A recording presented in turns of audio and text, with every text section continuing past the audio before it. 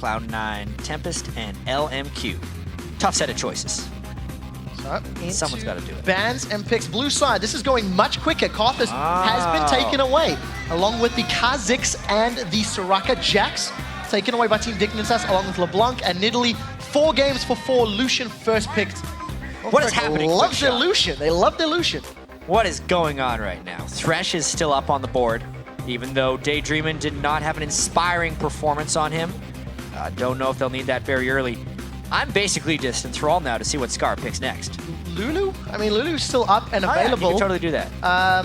We'll have to see somewhat poetic if it is locked in for Dignitas. But there is still time, and in contrast to game 1, those bans came very quick fire. It was quite clear what both of these teams feel coming into game 2. Yeah, they get the Lee Sin because, yes, that worked for them last game, and it also denies it from Zion Spartan, who has had some very good top lane Lee Sin games. Dignitas looking to emulate the last game as much as possible with those first 2 picks. Well, we'll see if Coast wants to play that Irelia once more. Zion has been trending towards it with LeBlanc off the table. I mean, Shifter has to decide what he also wants to play. Played Uri in the previous game, did find some picks, but they were far from being game-changing because Coast was so far behind from so early on. Yeah, Coast is going to want to be able to pick something that has early game presence from their jungle. Shinzao, as I should say, would be a good pick for Nintendo, but he goes to the Elise once again.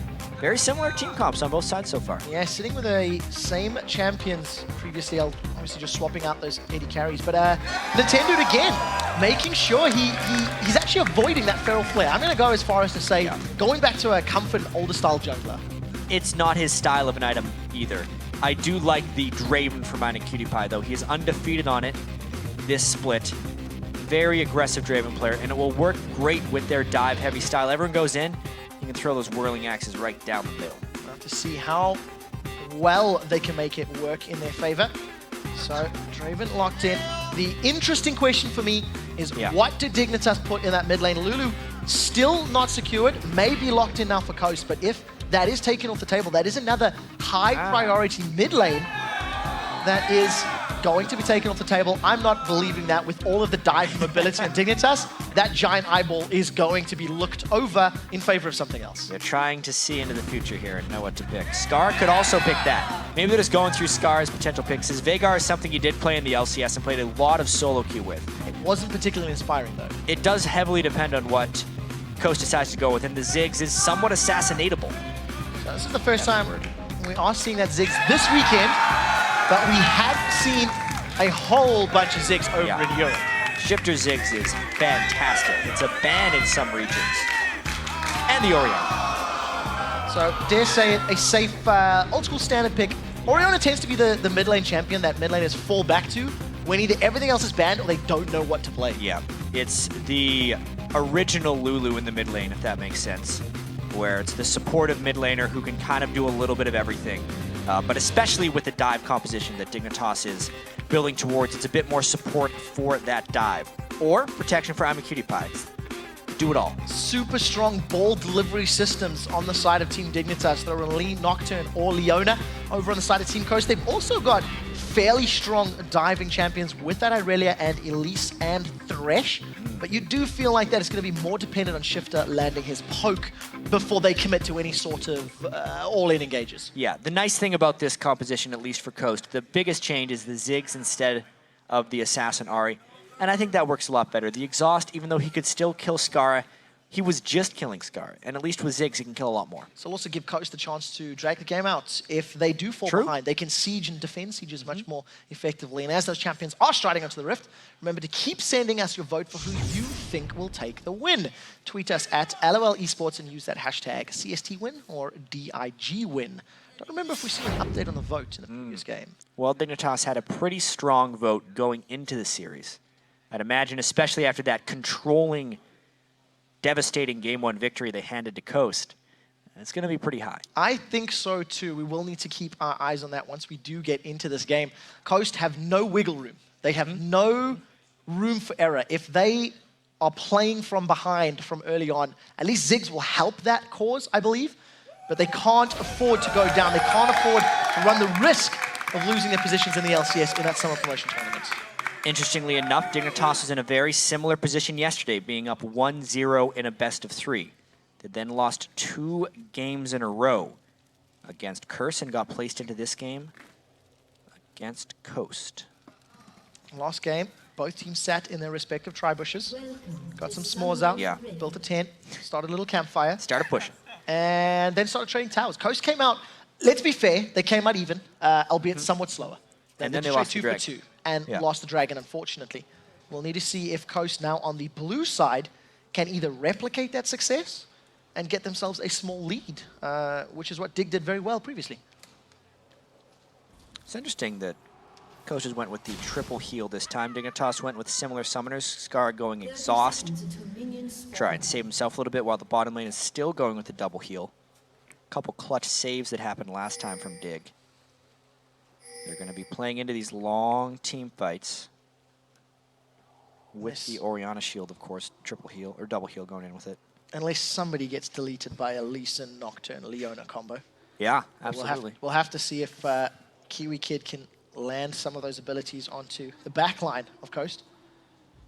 But slow starts. Skara deciding to chill in the mid lane. It's like, screw you guys, I don't want to be in that top lane. I don't want to be invading. And wow, that will win. Pretty convincing. Dignitas 84%. Their fans think that they're going to win as well, supporting them in this vote. They want to see Dignitas guaranteeing their spot in the 2014 summer split. So, will we see the buddy system? Watch Cruiser and Crumbs. So watch Zion on the other side. Definitely buddy system from Dignitas on the other side. They are doing the same this time. It's about time. We need to keep our eyes on how efficiently these two... It looks like Zion wanted to go for the white. So, buddy system, yes, but Coast still not on the same page. They're reading from different playbooks. A little bit right there. This will be very, very even turret pushes this time. So Coast a little behind still. Dignitas are onto very white, I believe, is what Freak was calling it a little while ago. Both whites going to be taken out. If one's Barry, is the other Larry? I don't agree with that naming convention at all. It has been a long day. To make that I think I'm spending too much time with Freak, that's where my mind goes to. So, Coast and Dignitas onto the first towers in their lane. They're going to be starting this one out evenly. But remember, the damage reduction on this top lane should mean Coast have a small advantage in the bottom. Yeah, going to be a slightly faster push, but this is both teams, I'd say, doing it properly. They're getting to the bottom lane as quickly as they can. Everyone level 2, so they have all their abilities, and they're pushing down these turrets as quickly as possible. Dig takes it down 1 or 2 seconds slower. Not that big a deal. Much of a muchness. They are on par with one another. Dig and Coast continue that 4-man lane push in the top and bottom lanes respectively. Question is, who calls chicken first? Who begins those recalls to defend their inhibitor turrets? This is where it gets interesting. Yeah, I think the question will really become, who gets the empty lane after this is all said and done? Is it going to be I'm a Cutie Pie or Wiz Fusion, or is it going to be Zion, Spartan, and Cruiser? Are they going to give the farm to the top laners or the AD carries? Kind of has to be Cutie Pie. Get those adorations. Especially after the game he had last game. And the way Cruiser was able to still get a substantial amount of farm and have impact on Lee Sin despite not getting that empty lane farm. So Cutie Pie does get that tower hit. Little bit of CS behind that of Wiz Fusion. Shifter takes the satchel charge away, and Kiwi Kid, similar attempt, no flash this time around. This is a mirror image of that previous row. Yeah, exactly. But Shifter was forced to blow his summoner spell because Kiwi Kid actually fired and landed a skill shot. Here's the really critical thing about what just happened, though, compared to Game 1. In Game 1, even though they traded 2 turrets for 2, because Dignitas pushed so much faster, they had time to take the Dragon afterwards. This time, because Coast and Dignitas pushed at exactly the same pace, Coast could not rotate for the Dragon afterwards, and Dignitas comes out of it still with a very small lead, but that's mainly just because minions are pushed on one side. Oh, catches the Zenith Blade onto Shifter. It's me getting a bit more excited than maybe I should have, but at the end of the day, Dig pulling off that 2v2, or the 4v1 rather, lane swap, and as you've highlighted, coming out a little better. So it's Cruiser that's actually getting the side lane farm. I had thought it was going to be Cutie Pie. He is currently playing the role of a jungler, I believe. Moving around, we'll see if he's actually picking up those camps. And we'll be meeting Wiz Fusion and Daydreaming.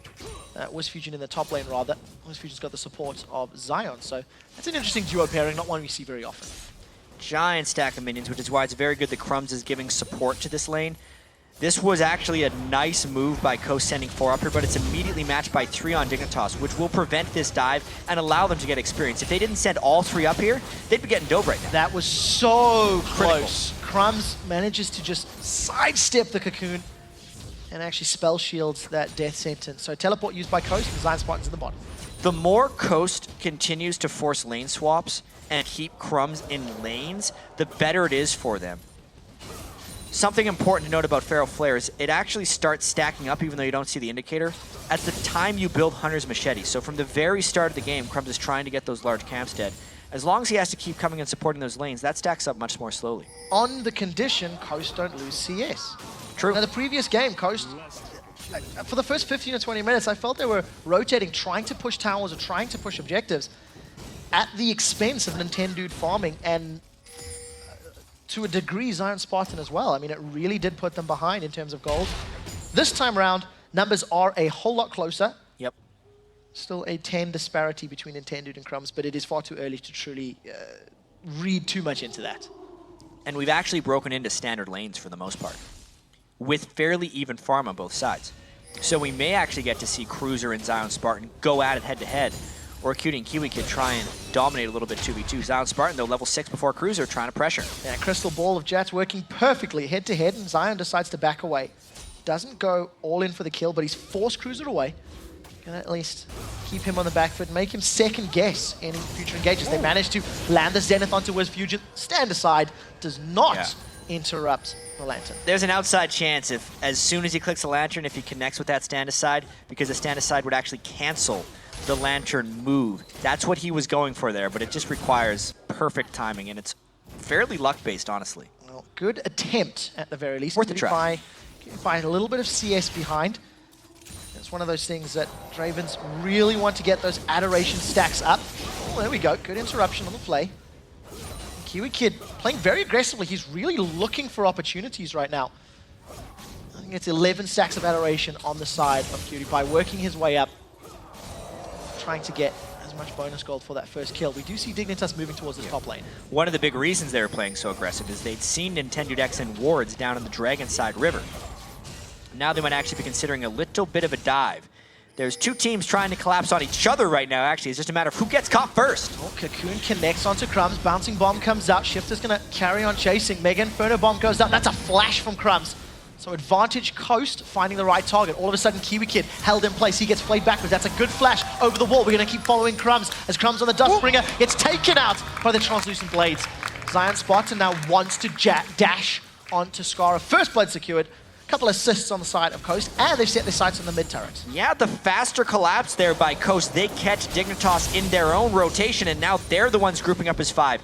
They're keeping Crumbs down in this game thus far. He is a level 4 Nocturne with no flash at 8.5 minutes. We'll have to see how Coast continue to grow this lead. Coast have so often pulled ahead in the laning phase, only to throw it away in the mid game. Yeah. To make poor decisions when pushing the map and give up objectives. They can't afford those same mistakes here in this very high-pressure game. Thing this time, though, is at least with Ziggs, they have so much innate team fight control already that split push isn't a necessity for them this time. As Kobe and Saint were saying, they need something other than split push. Shifter's Ziggs may be just that. It's straight push or middle push. Not splitting. All-together push. Siege, maybe? Yeah. Could that be the word? We actually have words for it. I was just trying to be creative. good attempt. My bad. I should have backed you up on that one. So Wiz Fusion is down in this bottom lane. Cruiser not going to find Zion Spartan to play with. Wiz Fusion farming up under the tower, doing a pretty good job at landing those last hits. Cruiser's actually got himself a small CS lead, thanks to those shenanigans in the river and mid lane by Coast. But of course, with Zion getting first blood, he's going to be sitting pretty happy. And Cruiser seems to be going towards that Ravenous Hydra build once more. Got a pickaxe already. Yeah, really got to wonder how Cutie Pie's dealing with those adoration stacks. He's going to want to detonate those pretty quickly. He's sitting on a whole bunch of them. I think he'd be getting, what is it, 300 gold or 160 gold? The tooltip rolls over after he maxes it up, so. A whole lot. Now, Dignitas onto the Dragon. Coast sitting around the sideline. Nintendo, is he feeling confident for the steal? Not even an attempt. And Nintendo's confidence must be somewhat shot after these last few games. Dig sneak the first dragon again. 2 games in a row, they've got the first dragon on the map, but it was a little bit later this game, so worth somewhat more. Evening out the gold despite getting caught in that one rotation. Those hooks have been wide left, wide right, all over for Daydreaming. He just needs to find his rhythm again. He needs to reconfigure his sights, I feel. Yeah. Adjust his mouse DPI. X Special had some great hooks in that game too against COG. I mean, speaking of Threshes trying to come in and turn a series around, that was one. In comparison, I mean, yesterday Daydreaming had some very good hooks. You know, he was on point, but maybe today just not really working out. It's not the end of the world because Coast are still in the lead. They've got a kill to the name. They've got an extra tower to the name. Gold is even, of course, thanks to that dragon playing out in Dignitas' favor. And we see the wriggles completed by Crumbs. He's now extending that CS advantage. Nintendo still trailing in terms of last hits. So we need to keep our eyes on that as Coast look to grab themselves their 4th tower of the game uncontested. It is the nature of the matchup that he's going to be trailing, but what he's accomplished this game that he did not in the first one is he's helping his team take these objectives. He's sitting in the lanes and helping them push. He's being a persistent threat. And most importantly, he's keeping Crumbs out of the jungle for the most part. He's only 14 down, and that's worth the 2 turrets that Coast has acquired. I'm going to try to turn it into 3. Whirling Death comes across just to clear out the minion wave. So Cutie Pie helping out from way downtown. At least slows down Coast's initial big push. Looks like the Mega Inferno Bomb from Shifter actually clearing out the bottom wave. So both teams using their global abilities to control the wave. We did see the Zenith Blade connecting. The Lantern pulls him out. That's a Paranoia. In the background, an instant flash from Zion Spartan gets locked up by the Solar Flare. But thanks to Aurelia's passive, she's out of that one very quickly. Shockwave pulls both members of Coast backwards, and Skara actually saving his teammate's life with a great ultimate. A bit of a strange initiation right there because they have a Draven all the way at the bottom lane. Shifter tried to support a little bit with that ultimate, and they're still getting turret pressured across the map. Despite blowing all their ultimates, they lose another. So trading towers, but it's an inner tower lost for Dignitas to an outer turret lost for Coast. Coast now 5 towers to 3. And like you talked about, the straight pushing composition of Coast working out in their favor. They've grouped up as 5, and they're going to get another one if Dignitas don't respond quickly enough. Cutie Pie, so much time on the side. Cruiser gets hooked a little bit, but finally Dignitas is able to push them back with a bit of extra wave clear. They are taking an onslaught of wave pressure here from Coast in game 2. This is much better decision-making from Coast. Yep. They've set their sights on a target, and very importantly, they've secured it. Multiple towers now in a row. Coast have positioned, they have executed, and they've secured. The only thing is, they are still only 700 gold ahead. Yep. It is still very close as far as gold is concerned. So once again, Dignitas is giving I'm a Cutie Pie the empty wave farm, and that's one of the reasons they lost that last turret, is because he was bottom the whole time they were trying to defend without him. And it is allowing him to pull a bit ahead of Wiz Fusion. You know, he's stacking up his adoration. As long as he doesn't die, he's going to cash in a huge amount of gold when he does get one of those kills, and it would propel Dignitas back in the lead. They're just putting a lot of faith in him to perform. Basing that opinion off the previous game, I think that's pretty well placed. Pretty well placed faith. Cutie Pie level 8 now. As we've touched on, I believe that's 280 stacks, I believe it is, because it drops the third digit. So that's going to be a whole whack of gold. Dignitas just biding their time. I think, you know, both of these teams are going to scale quite effectively, but they'll do different things as this game progresses. And Coast, I guess as long as they're in or around towers, Dignitas going to be relying on that wave clear from Skara's Orianna to keep their towers safe and sound.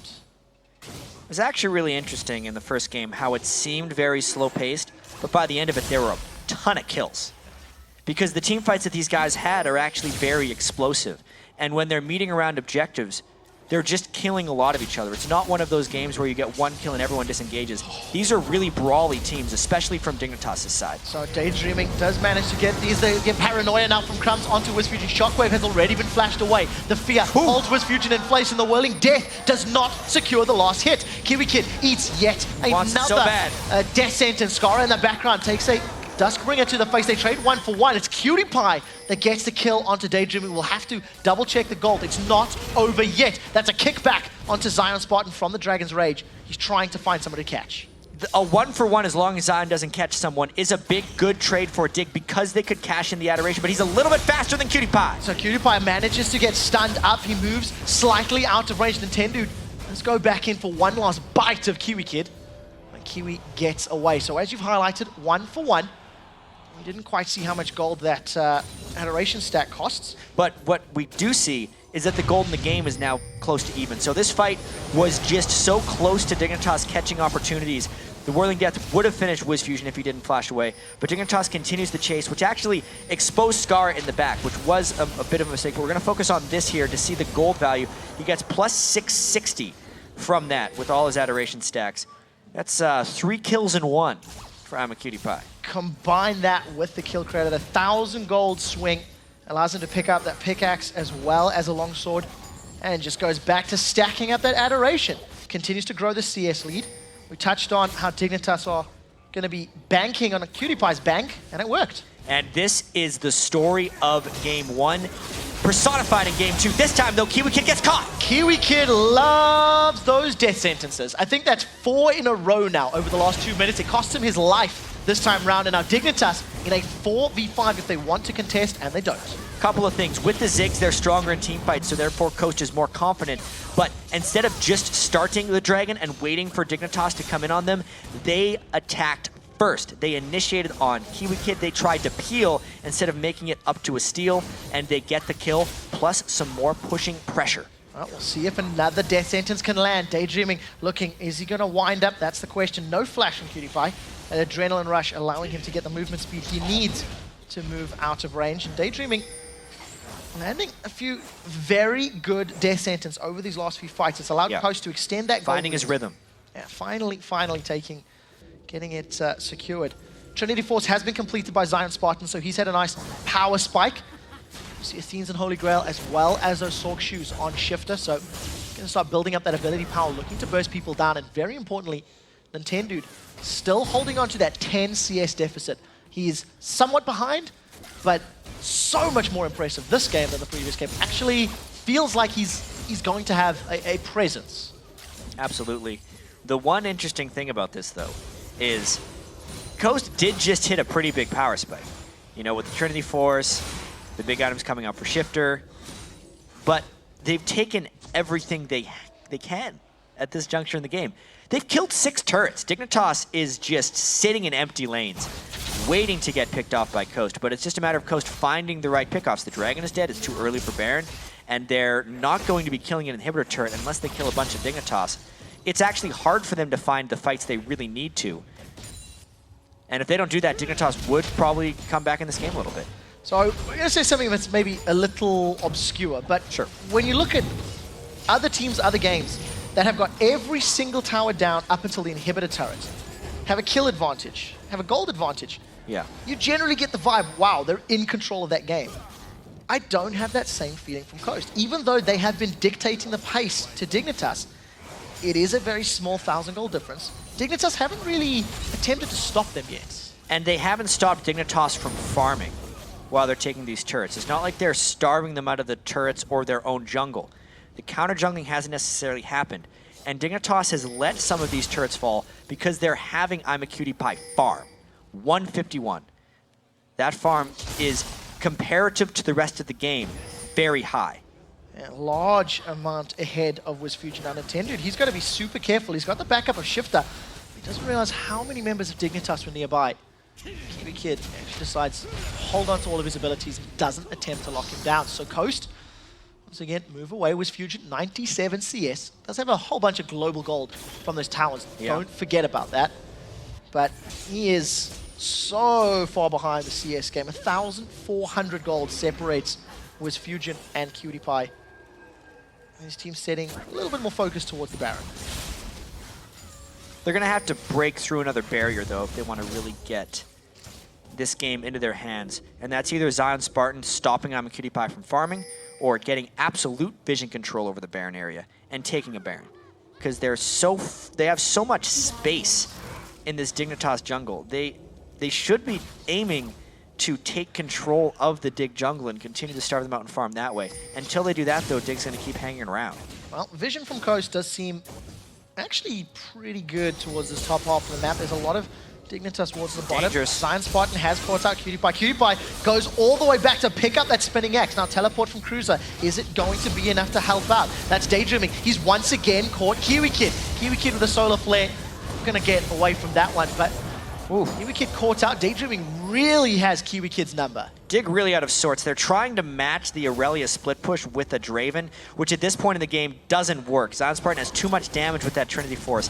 Then during a rotation, they catch someone, and they catch Cruiser. Another great hook. That's a 3-man shockwave from Skara, though. That could dictate the tempo of the fight. Paranoia has thrown down from Krabs. He decides not to pull the trigger and jump in, though, denying the vision. And thanks to that shockwave, can Dignitas hold this inhibitor turret? Oh, so close to connecting. Daydreaming doing work with Thresh in game 2 of the series. Yeah, and also another thing to point out, Crumbs' Nocturne. Still no Pharaoh Flare. Ooh, close miss there. He's been getting slowed down by Nintendo X right now and is still not transforming that item. If memory serves, by this point in the last game, he had 6 stacks on his Feral Flare already. At least. So significantly slower in game 2. Now you're starting to feel Coastal are making the plays to get them where they want to. They just unfortunately ate that giant shockwave on the steps of the bottom lane inhibitor tower. They were extremely close to breaking through the inhibitor wall barrier right there. If that shockwave wasn't so crisped by Skara, they would have taken inhibitor and had control of the game, because that would have actually been the best inhibitor for them to have down. Cruiser really doesn't want that fight. Instant Dragon's Rage. The moment Zion landed in his face, that was an instant ulti kick away. He's scared of that, but I mean, the makings of Aranduans, probably. Chain Vest will become that Warden's Mail in the not too distant future. A 3-0 Zion Spartan. He's now deciding he wants to have a part in carrying this game. So they're doing the split push thing again. How long are they going to do this until they see rewards is the biggest question. If it stays at 2,000 gold edge forever, it's not going to be good, but he needs to be able to close kills on a Cruiser. Well, Cruiser's going to continue chasing. The dashes comes out. Translucent Blades were used. That was close. I mean, that's super one-sided. Cruiser didn't stop to put any sort of attacks down himself, but you really feel Zion has just got complete authority of any lane that he is in. Coast start off the Dragon. Dignitas not really in range. Welling Death, not going to work this time. Full Dragon control for Coast. They're extending their lead, playing a very controlled style. It's almost as if they were a different team right now, I think we'd be saying they're full of control, but we're just so used to seeing Coast lose these types of leads again and again. Nocturne ult mid lane. Well, we'll see, can they catch out Daydreaming? He's been locked in place, does finally go down. Shockwave holds down Nintendo in place, though. They've traded 1-for-1. Jungler for support, and that was good damage from Shifter to secure him. Now Cruiser has dashed back in. Look for Nintendo to land. Does manage to move forward. That's an aggressive move by Kiwi Kid. He's flashed forward. Nintendo sidesteps the Sonic Wave as Shifter manages to flash himself aside. Skara is going down. Zion Spartan is untouched. And uses that ultimate. There's a few more kills on the side of Coast. They've got a very small window where Skara is down and Coast are going for the inhibitor turrets. Teleport came down in the backside of that team fight, and Zion Spartan joined the fray at just the right moment. This is a nearly indefensible turret by Dignitas. They're trying to heal up. Oh no, Zion found Cruiser. Oh, Cruiser's in trouble. Does kick Zion over the line. Line of trees, kicks him into the forest, and that means that they prevent at least one death, but the interruption has slowed down Cruiser from getting to the turret. Crumbs gets in range, turret goes down, Coast have an exposed inhibitor. Big turret kill. They're now up 7 turrets to 3. This is a complete role reversal of what Coast was happening against Dignitas last game.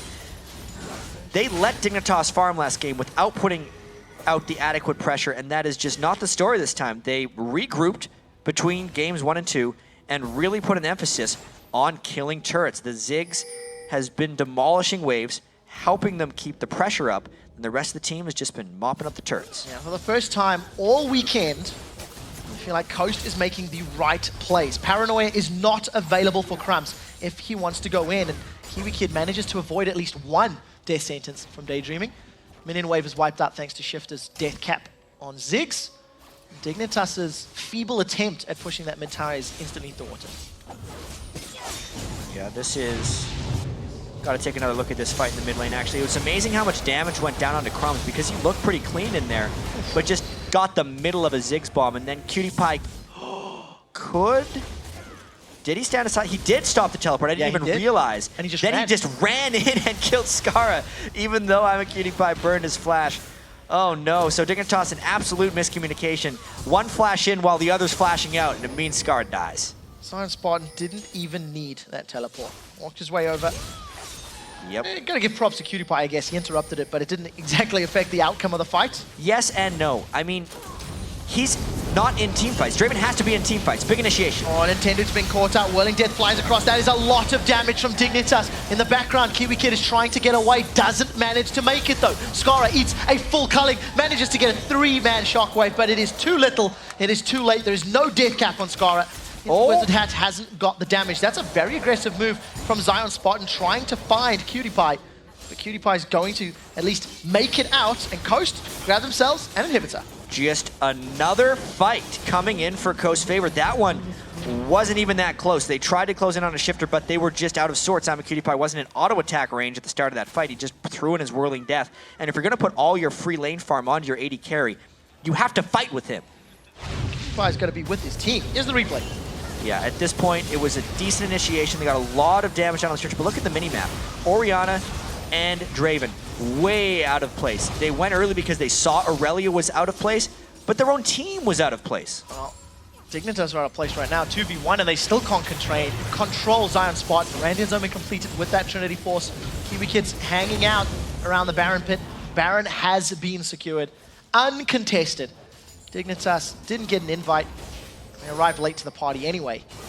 Coast, now you feel, are in complete control. With Baron, with super minions, with a 7,000 gold lead, surely it's just a matter of time before they get onto the next inhibitor turrets. This honestly feels like a completely different Coast team from games 1 and 2.